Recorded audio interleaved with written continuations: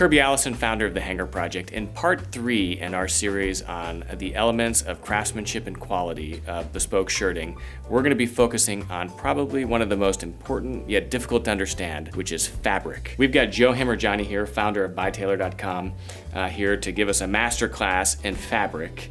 So Joe, why don't you just take us from the top? What are the different characteristics of fabric that you would use to describe it? Yes, I would start with the weave of the fabric.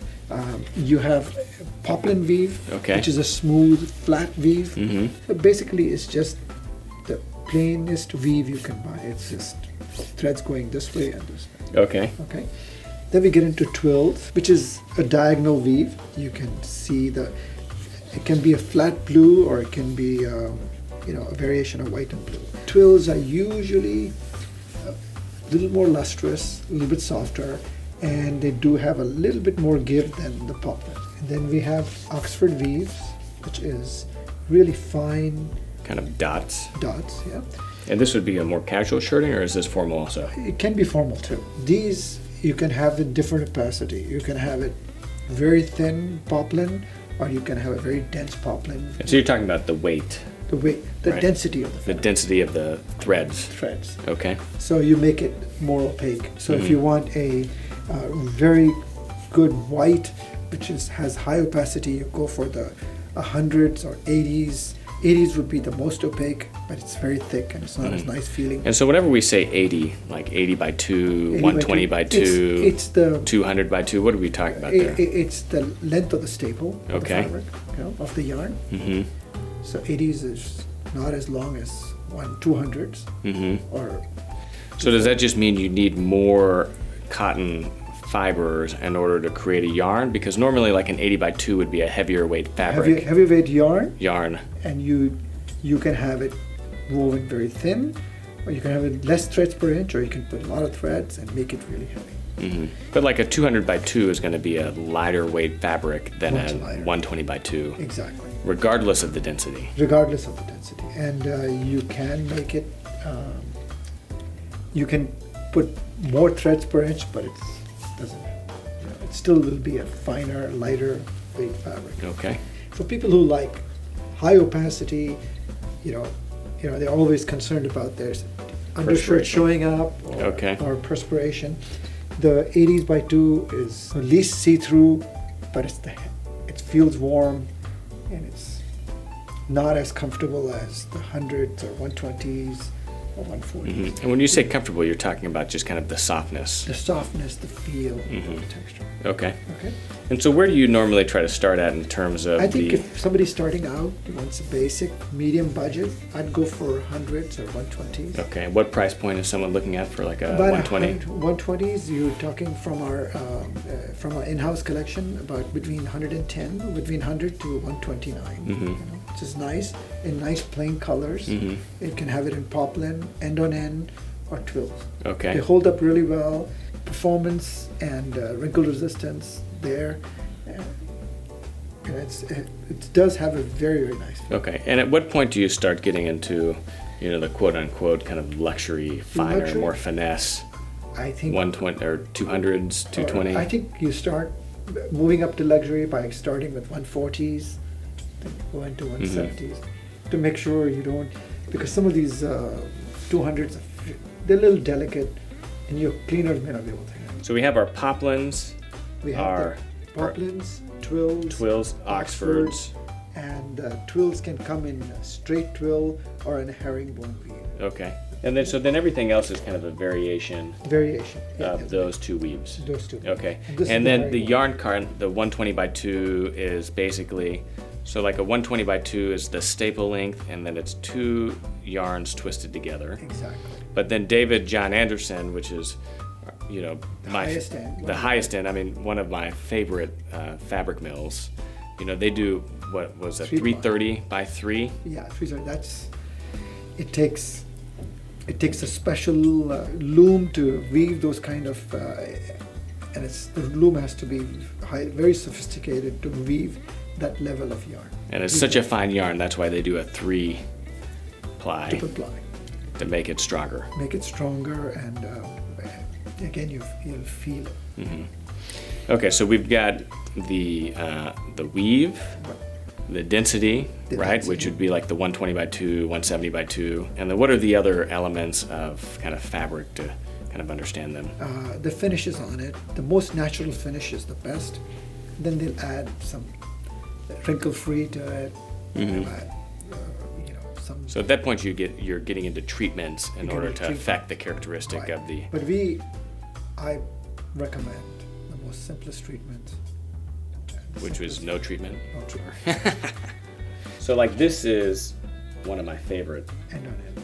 This is an end on end. Like a chambray. But this is what the Soyela? Yeah, 200. 200 by 2, right? But it's a very kind of thin, lightweight, perfect for summer. Perfect for summer. Right. I mean, I feel like I'm not wearing anything at all. It's like tissue paper. Tissue paper. Right. Exactly. But this is still poplin. Still poplin. Okay.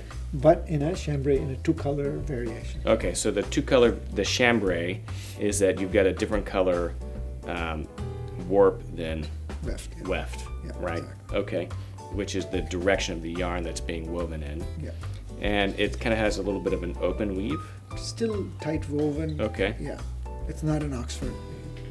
So these are some of my favorite shirts I just had made out of these. I believe I've got the white, the blue, and even the purple.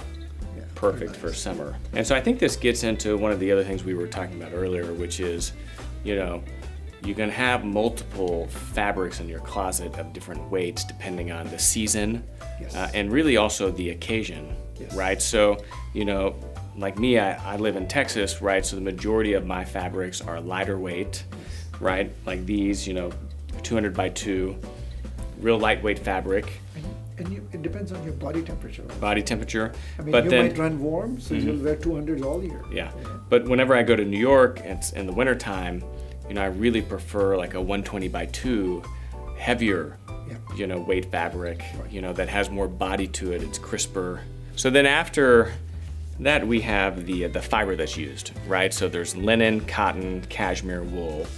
So most traditional dress shirting is 100% cotton, but one of my favorite fabrics, being here in Texas, is a cotton linen blend. They take the finest cotton, blend with very fine linen, so you get the feel of the good cotton and good linen without the wrinkles. Okay. Just you minimize the wrinkles, but you don't eliminate it. So you have a natural wrinkleability, so you get the coolness. And what the wrinkles do, they actually trap the air, so you feel cooler. You feel cooler. So when you have a good linen shirt, very soft linen, it actually, in the wrinkles, you'll find it like a fan. So most people think of linen shirts as kind of a casual shirt, right? But with the cotton linen, you can get a fine enough shirting that you could actually do a dress shirting out of it. Absolutely. So one of the things I love about cotton linen is you can see the slubs, right, which is kind of the thick fibers right here, and the variation that just give a visual, kind of a visual contrast. Yeah. Makes it look like pure linen, but it's not. It doesn't have the wrinkles. But I just love this because it's just a visual kind of detail that you see in the shirting that, again, very rarely do you see a cotton linen ready to wear. And so it's another one of those kind of elegant, very subtle hallmarks of bespoke that you're just not going to find widely available. Absolutely. So what are some of the other blends? So we have wool cotton blend. Okay. That's also really nice. You'll be surprised how warm this keeps you, and it's soft.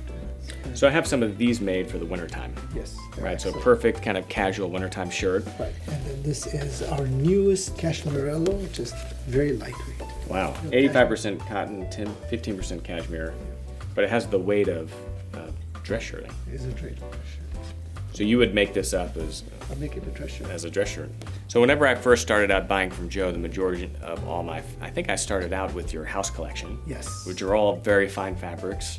You can get a beautiful shirt for $120, right? But then as I began to kind of discover, say, Thomas Mason, and once you feel that fabric on your skin, it is a better fabric, and all of a sudden you find yourself only wanting to wear your Thomas Mason shirts. And then I think the most recent evolution for me was whenever I discovered DJA, David John Anderson. I mean, these fabrics are even a step above Thomas Mason. So now I'm replacing all my Thomas Mason stuff with the DJAs. And I feel like with, dress shirting, bespoke dress shirting, because it just feels fantastic, you find yourself going back to what it is you like to wear. And I feel like the sooner you can get to that point, the better. Well, thanks for discussing fabric with us. This is just a small primer on fabric. I mean, we could spend all day going through these books and talking about kind of all of the the nuanced differences. I encourage everyone to look Joe up, see whenever he's in your cities, view their full travel schedule at mytailor.com and see where they're going to be around. And then, of course, they have all their books on the website, so you can actually browse all these fabrics over the internet. You just can't touch them. Let us know what you think. If you have any questions, feel free to ask them in the comments section below. We love getting back to those questions directly. Any questions for Joe, I can relay on to him and get back to you on. Let us know what you think. Give us a thumbs up if you like this video. And of course, make sure you subscribe to our channel because we've got this and many other great videos coming soon. Thanks for joining us.